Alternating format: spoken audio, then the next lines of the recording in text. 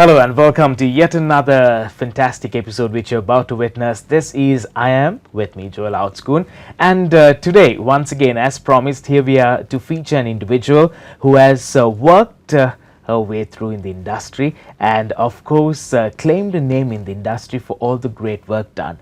Well, failure, success, faced both lightly and overcome challenges, and we're happy to have her with us on this series of I Am, none other than Neela Marikkar. Great to have you with us on the show. Thank you, and very happy to be here this morning. Likewise. How have things been with you? How are you? In general, I'll ask that question to start off with. Well, I'm good. I mean, considering everything that's happening, not only in the world here in Sri Lanka, in the whole environment. Yes, I think it's probably been perhaps some of the toughest years in my career, and hopefully I'll ride this. Definitely, yes.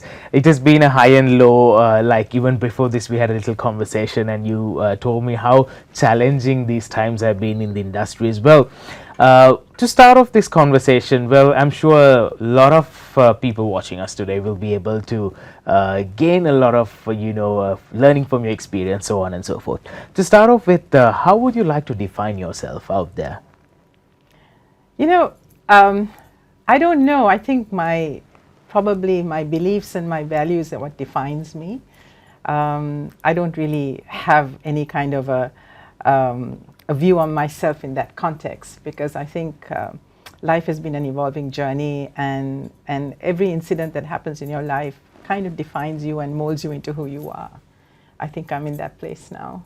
I'm still on the journey though. Still in the journey, yes. Still on the journey of learning and finding out who I am. Finding out who you are. Definitely, I think it's hard to put in, word or two to say this is who I am, right? Because every day you explore and experience a new side of you as well.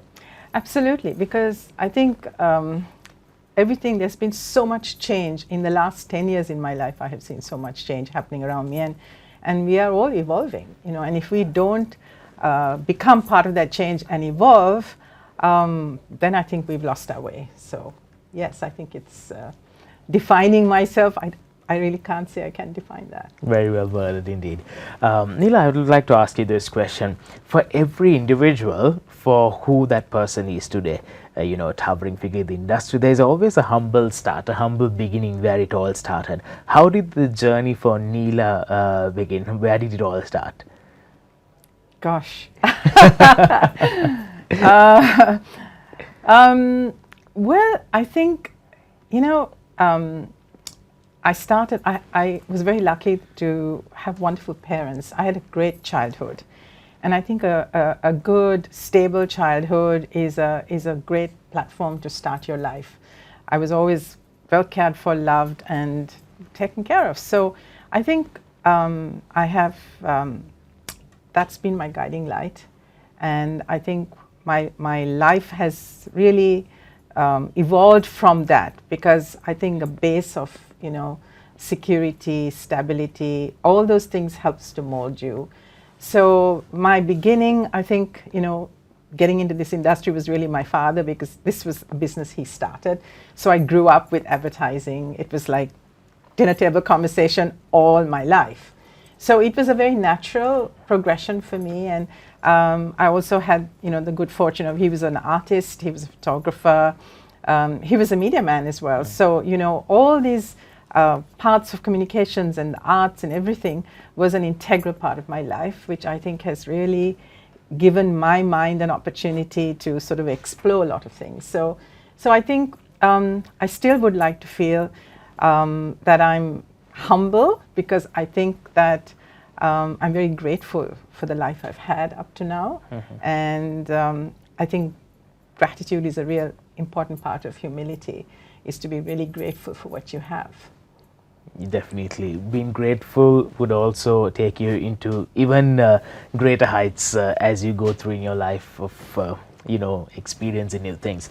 Like you mentioned of gratitude, well, your father, termed as the godfather of advertising, well, definitely a great benchmark. Yes. Created in the industry out there. How was it for you well, when times passed by, that you had to take up that seat.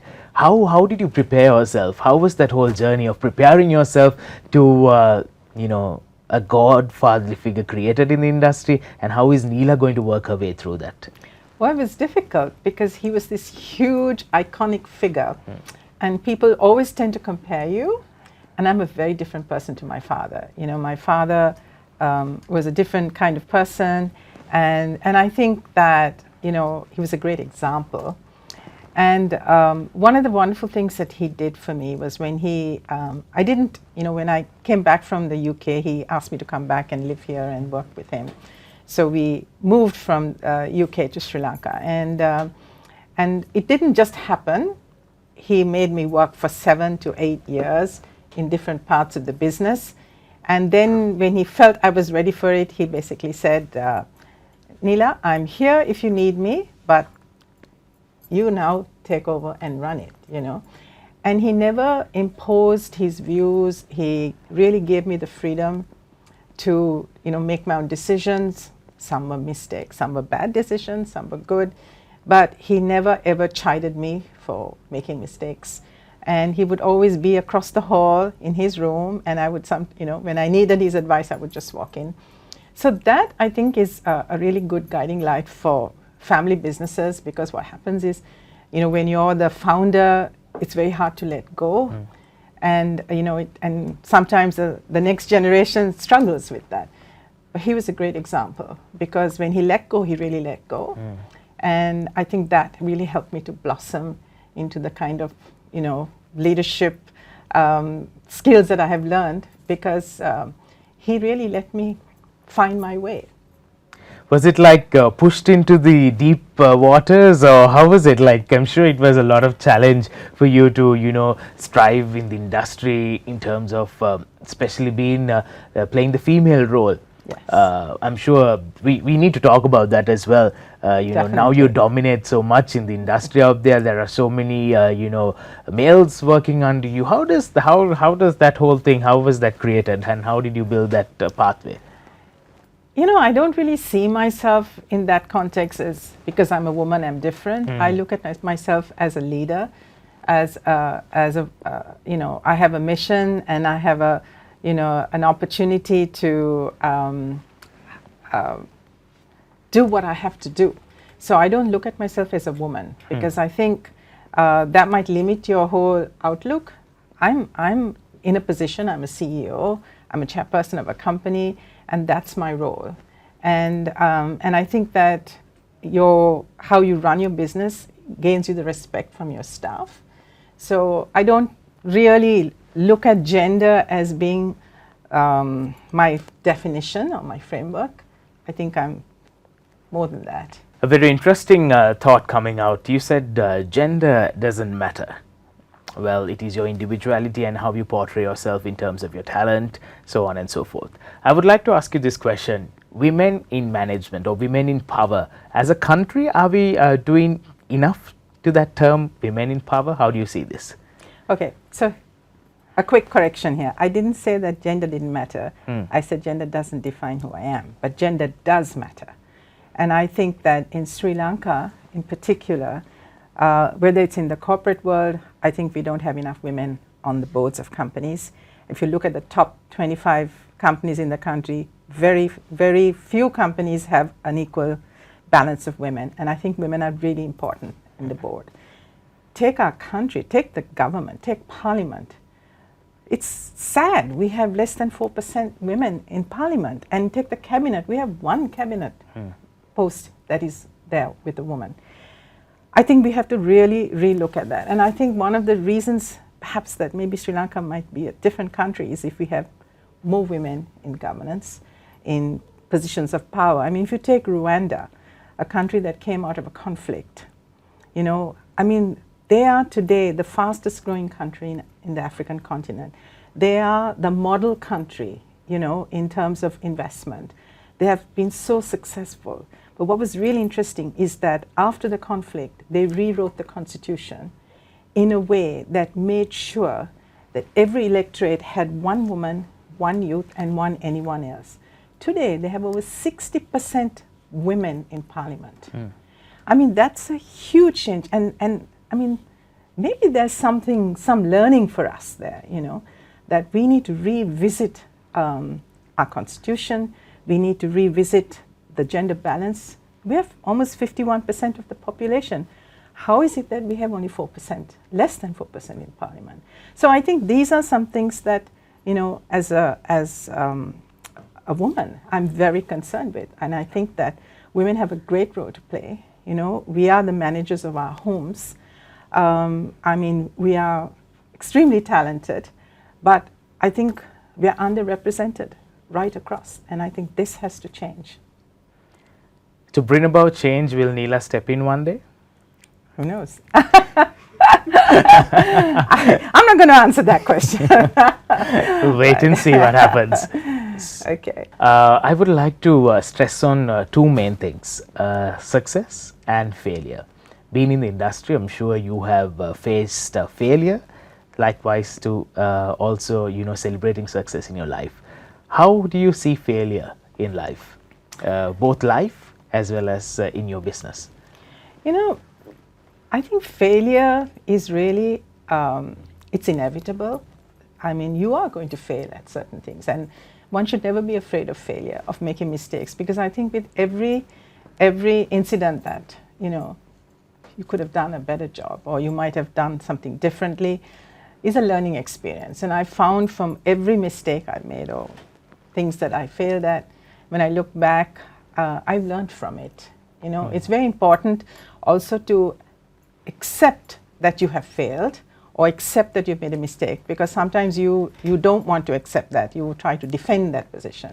Then it's very hard to rectify it. But if you accept that I did make a mistake, I wish I had done it differently, then the next time you will learn from it and you will definitely do it differently and better, I think. So I think failure, mistakes, these are all opportunities to learn. And I have learned. Trust me. You learned, definitely. Yes. So that way you see failure. How do you see success? Well, do you take it and rejoice it at the moment, or how does it happen to you? How do you celebrate success? Well, I think success is fun, right? Yes. Everybody wants to succeed, and those are the joyful moments when you know, when something goes really well and you look back and you're like, wow, that was great. Those are the joys, you know, and those are the things that balances out the tough times, is success. And but I think success also, you have to have a balance, because you shouldn't let it go to your head too much, because, you know, today you might have a success, tomorrow you might have something, you know, Yes. the opposite. So everything is transition, you know, it's everything's in transit. So you enjoy the moments. I think that's the important thing, is to be, you know, live in that moment. So success, if you're living in that moment, enjoy it. Live in the moment and celebrate success that you can. Well, with that, I would also like to ask you, you know, we all at a certain point, or making decisions could be hard, especially when you're chairing a business and, you know, there's a lot of competition out there. There's a lot of negative, positive factors that you need to consider when you're running the business. Decision making. How is decision making, how strong are you at making decisions, or what kind of factors do you take into consideration when making these decisions in the boardroom? Well, there's no perfect formula. Yes. I wish there was. A lot of it is trial and error. Yes. But one thing that I did learn, you know, some years ago, I had the opportunity to do a kind of a executive management program at Columbia Graduate School of Business. And the thing that was really interesting, there were about 45 of us who were in this class. And all the people, and before we went, we all were given, you know, some work to do beforehand. And one of it was the style of management, you know, and they wanted to assess what kind of person you are and how you lead. Yeah. And many of us from Asia tend to have quite an autocratic approach. You know, we make our own decisions, whereas the students who are from the West were much more, consultative. Okay. And so that whole, you know, part of the learning on that course, on that segment, was an eye-opener for me, because I realized that my style of management was perhaps not the best. And I think when I came back, I made a determined effort not to be like that, to always consult, my leadership team, because you take the blame collectively and you take the good also collectively. Yes. So, and then you find that people are with you on the decisions you make. So I think I have learned now always to get my team to be part of the decision. And sometimes they override me and they say, no, we don't agree with you. Then I just have to accept it. So I think consultative leadership is very important. And today people want to be empowered, I mean, that's one way of keeping your senior staff, is to always let them feel included. And they are part of the decision, because finally they are also part of the solution. So that's been one big learning I have, taken on board. Lovely. Some great things coming out during this conversation.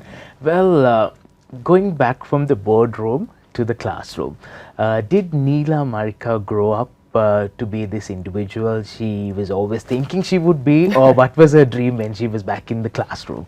I don't think, when you're a teenager, and by the way, in school I was Neelanti. That was my school name, right? Neela has been my short name, and which has become my name now.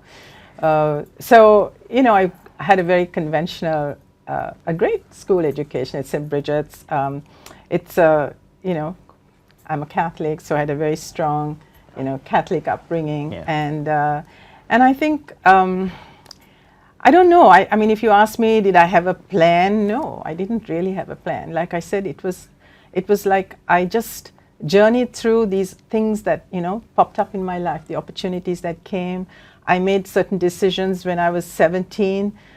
And I don't know that was the right decision, but it's certainly the decision I made at 17 that has taken me on this path. And if I'd done something else at the age of 17, I might have gone a different path. So I don't think I had, like all my life I wanted to be a doctor and I worked my way to be a doctor. No, I didn't have a plan like that. I think it was just a journey, and things just opened up and I just went that way. And I look back and I'm really glad for that. I'm glad that I embraced every opportunity, and I'm, Definitely. Yeah, I think it's been no regrets. It's been a great journey so far. Yeah, we talked about the past. We talked about the present. How does the future look like for Neela Marikkar?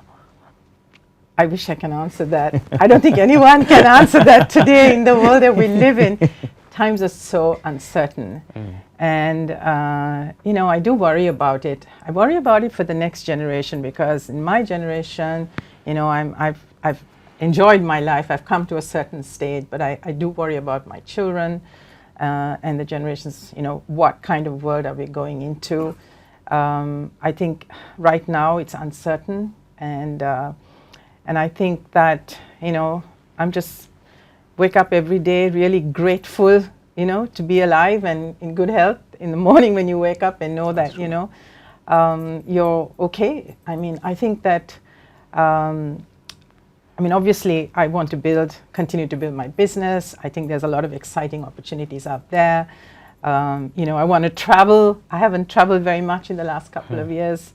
I want to explore. I want to do new things. I want a little bit more me time for myself, because my entire life has been about work and, working and taking care of people and my business. So I have some dreams, and I'm hoping that I will get to realize them, in the next few years. I really do hope so. Somewhat of a retirement plan, or is it something different? Me time, we put it that time. Me time, I've always wanted, because my life has always been about others and, taking care of things. It's funny, I think as a woman, here comes the gender part of it. As women, we're expected to manage everything. So we have to take care of our homes, our families, make sure there's toothpaste in the bathroom, you know what I mean? Fundamental things like that, while you're still a corporate leader and, you're running your businesses. And so we manage, I think women are natural born managers. We multitask, we have so many things. But after a while, it is quite exhausting. And sometimes, I think over this COVID period, you realize how stretched we are. So I do sometimes feel I'd like some me time, so maybe do some things that like paint. I used to always, art was my thing. And I haven't even looked at it for years, So maybe I go back to some things like that to, I don't know.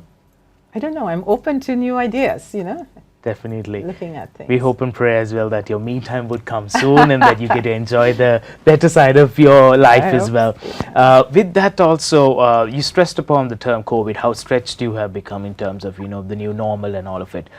In terms of the boardroom, in terms of your personal life, new normal, how have you adjusted yourself into this?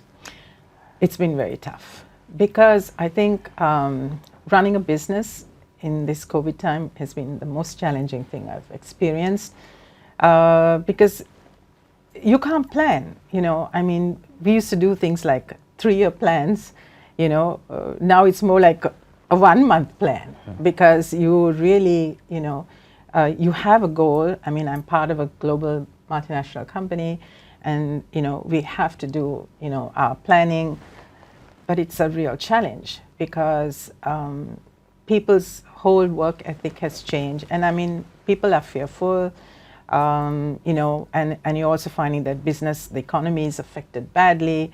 Our clients are cutting down on budgets. You have, been pushed down to have smaller margins, but they want more out of you for the smaller margins. And you're like, and people asking for higher pay. I mean, it's very, very challenging on how to manage it. So yes, I very often am up at 3 a.m, lying in bed thinking how to solve some of the problems, how do you navigate this time? But it is what it is. I think, we just have to navigate this time and hopefully come through better for it. Hopefully come through better for it. Yes. Definitely, I think that's the hope. I want it to be better. Definitely, even people watching us right now, the only hope is that things get better and better as it was, or even better in time, months, days to come. Finally, I would like to ask you this question. The question is simple. I'm sure you have come across so many individuals in your journey as a businesswoman. What's that simple advice you would like to give the up-and-coming individual who aspires to be someone like Neela? Well, believe in yourself. I think if you believe in yourself, there's nothing you can't achieve. I think don't limit yourself by your own, like putting restrictions on yourself. Because I think as a person, one thing that I have really learned is I never take no for an answer. I always feel like, if I want to do something, I'll go out there and I will try my best to make it happen. I think be passionate about your beliefs, care about people. I think it's important. And I think you need to be generous and you need to be humble. Humility is an important part of it, and gratitude. I mean, these are things that you could lose these as you move up in life, but you shouldn't, because at the end of the day, these are the values that I think will make you a better person, whether you're in your corporate life or your family life or whatever. I would say these are probably some small words of advice I would give.